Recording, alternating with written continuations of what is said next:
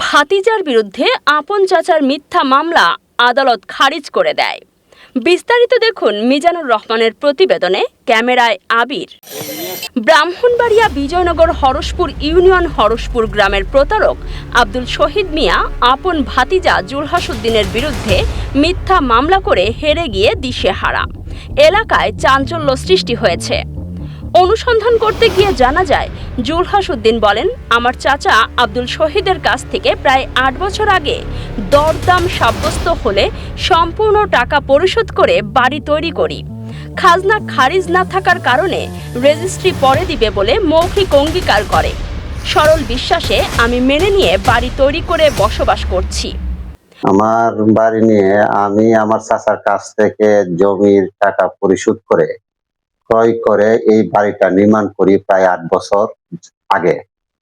কয়েক মাস আগে আবার চাচা প্রতারক আব্দুল শহীদ মিয়া আমার বিরুদ্ধে বিজ্ঞ অতিরিক্ত জেলা ম্যাজিস্ট্রেট আদালতে ভূমি প্রতিরোধ ও প্রতিকার আইনে মিথ্যা ও অন্যায়ভাবে মামলা করে।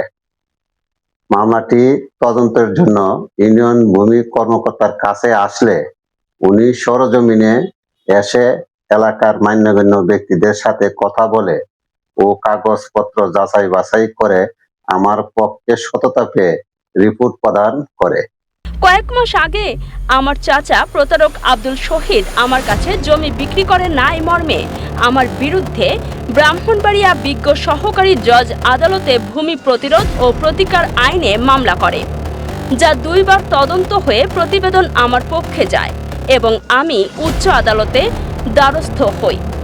সহকারী আদালত সবকিছু বিবেচনা করে আমার চাচা প্রতারক আব্দুল শহীদের মামলাটি খারিজ করে দেয়, যা আমার পক্ষে চলে আসে। হরসপুর গ্রামের বিশিষ্ট সালিশকারক হাসানুল্লাহ খান বলেন, হরসপুর গ্রামের সকল শ্রেণীর পেশার মানুষজন জানে জুলহাস জমি কিনে বাড়ি করেছে। এই বিষয়টা তো আমি আগে একবার একটা বক্তব্য দিয়েছিলাম সত্যর পক্ষে, যেটা যতটুকু আমি জানি, যেহেতু সে আমার সাথে দীর্ঘদিন প্রবাসী ছিল, সেই হিসাবে তার সাথে আমার সম্পর্কটা অনেক ভালো। সে নিজে আমারে বলছিল জুলহাসের জায়গার বিষয়, আমি পুরাপুরি জানতাম না, পুরা স্টোরি আমারে বলবো সে কীভাবে জুলহাসের জায়গাটা দিছে। তো দেওয়ার পরে জায়গাটা সে বলছে আমার ভাতিজা কেন অন্য জায়গায় থাকবে, আমার যেহেতু এখানে জায়গা আছে এই হিসেবে এখানে সে তারে নিয়ে আইছে জুলহাস। নিয়ে আসার পরে টাকা টোকা নিছে আমার জানা মতে, আমি আগেরও এক বক্তব্য বলছিলাম। হরসপুর ইউনিয়নের সম্ভাব্য চেয়ারম্যান প্রার্থী হুমায়ুন কবির খান বলেন, জুলহাসের কষ্টে অর্জিত টাকা দিয়ে চাচার কাছ থেকে জমিটি কিনেছে।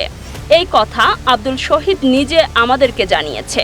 জুলহাস যে বাড়িটা করছে, বাড়িটা যখন করে জুলহাসের চাচা আমাকে বললো যে আমরা অনেক মানুষ ছিলাম, একটা বিচারে ছিলাম, ওই বিচারের মধ্যে বললো যে আমার বাতিজারে আমি জায়গাটা দিছি, দিয়া দিছি, বাতিজা অন্য জায়গায় বাড়ি করতে চাইছি, দেই নাই, বাতিজারে অন্য জায়গাতে, কারণ নিজের রক্ত, নিজের বাতিজারা, এই কারণে বাতিজার দ্বারা আমি জায়গাটা দিয়ে দিছি, বিক্রি করে দিছি।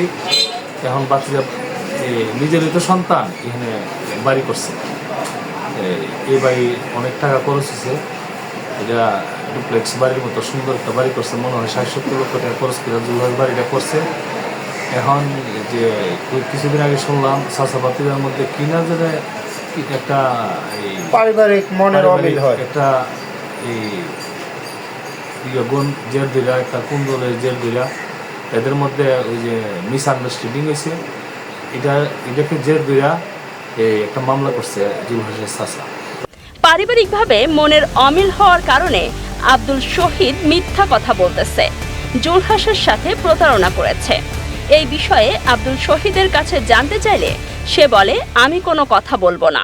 রাজি দিয়ে পুনরায় তদন্ত চাইলে বিজ্ঞ আদালত বিজয়নগর ভূমি সহকারী কমিশনার সরজমিনে এসে পুনরায় রিপোর্ট প্রদানের নির্দেশ দেয়।